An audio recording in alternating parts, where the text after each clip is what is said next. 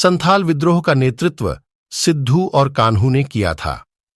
चांद और भैरव नामक दो भाइयों ने भी इस विद्रोह में सक्रिय भूमिका निभाई थी। संथाल विद्रोह से प्रभावित क्षेत्र दामिनी और भोगनाडीह था। तो आइए आज इस आर्टिकल में हम आपको सिद्धू और कान्हू की जीवनी के बारे में बताएंगे। तो उससे पहले सभी दर्शकों से निवेदन है कि जो भी चैनल को पहली बार आए हैं तो नीचे सब्सक्राइब बटन को दबाएं और वीडियो अच्छे लग तो लाइक कर दीजिए। तो चलो आगे वीडियो को शुरू करते हैं। संथाल हुल का नेतृत्व भोगनाडीह निवासी चूनो मांझी के 4 पुत्रों ने किया। इनके नाम थे सिद्धू, कान्हू, चांद और भैरव। हुल के समय कान्हू की उम्र लगभग 35 वर्ष, चांद की आयु 30 वर्ष और भैरव की आयु 20 वर्ष बताई जाती हैं। सिद्धू सबसे बड़ा था, लेकिन उसकी जन्म 1825 के आसपास मानी गई है। जब सिद्धू कान्हू ने शोषण के विरुद्ध विद्रोह करने का संकल्प ले लिया तो जन समूह को एकजुट करने तथा एकत्रित करने के लिए परंपरागत ढंग से अपनाया। दुगड़ू की पिटवादी और साल टहनी का संदेशा गांव-गांव भेजा गया। साल टहनी क्रांति संदेश का प्रतीक है। 30 जून 1855 की तिथि भगनाडीहा में विशाल सभा रैली के लिए निर्धारित की गई थी। तीर धनुष के साथ लोगों को सभा में लाने की जिम्मेवारी मांझी परगनाओं को सौंपी गई। संदेश चारों ओर फैल गया था। दूर दराज के गांवों से पैदल यात्रा करते हुए लोग चल पडीढ़े तीर धनुष और पारंपरिक हथियारों से लैस लगभग 20,000 संथाल 30 जून को भगनाडीहा पहुंच गए।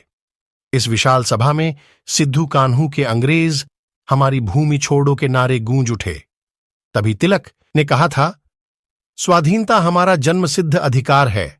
नेताजी सुभाष चंद्र बोस ने कहा था, तुम मुझे खून दो, मैं तुम्हें आजादी दूंगा। और महात्मा गांधी ने नारा दिया था, करो या मरो।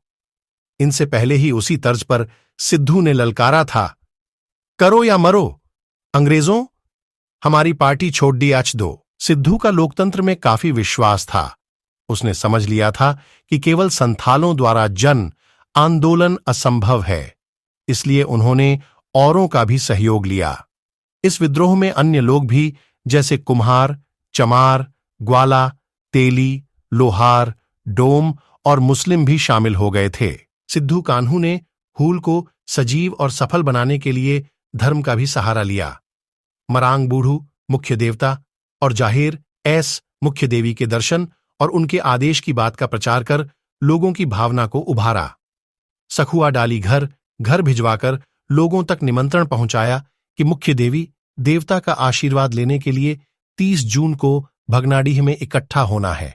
फलत 30 जून को भगनाडीह में कोई 30,000 लोग शस्त्रों के साथ इकट्ठे हो गए। उस सभा में सिद्धू को राजा, कान्हू को मंत्री, चांद को प्रशासक और भैरव को सेनापति मान नए संथाल राज्य के गठन की घोषणा कर दी गई। महाजन, पुलिस, जमींदार, तेल अमला, सरकारी कर्मचारी के साथ ही अंग्रेजों गोरों को मार भगाने का संकल्प गया तथा लगान नहीं देने व सरकारी आदेश नहीं मानने का निश्चय भी किया गया।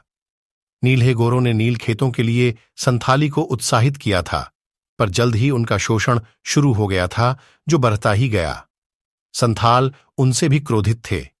इसी समय एक घटना घटी। रेल निर्माण कार्य से जुड्ढे एक अंग्रेज ठेकेदार ने 3 संथाली मजदूर औरतों का अपहरण कर लिया। इस घटना ने आग में घी का काम किया।